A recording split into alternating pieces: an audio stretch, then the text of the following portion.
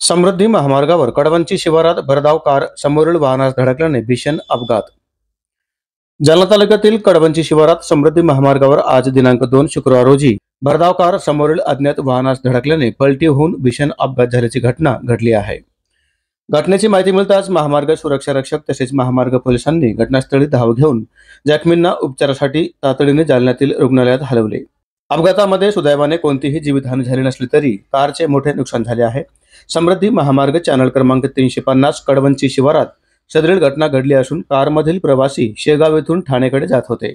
घटनेची माहिती मिळताच PSI काळे, पोलीस कॉन्स्टेबल प्रदीप हिवाळे, बिजुले व MSF चे 2 जवान असे घटनास्थळी तात्काळ रवाना होऊन घटनास्थळाची पाहणी केली। पोलीस सूत्रांकडून मिळालेल्या माहितीनुसार शेगाववरून ठाणेकडे जाणारी कार क्रमांक MH05 DS 1058 लाल रंगाची शिफ्ट कार हिचे चालकाचे वाहनावरील नियंत्रण सुटल्याने गाडी समोरील अज्ञात वाहनास धडकून पलटी झाली आहे। कार चालक डॉक्टर अभिजित राजे व त्यांच्या पत्नी राजश्री अभिजित पद्माकर राजे व त्यांचा मुलगा सिद्धांत अभिजित राजे हे कारमध्ये होते।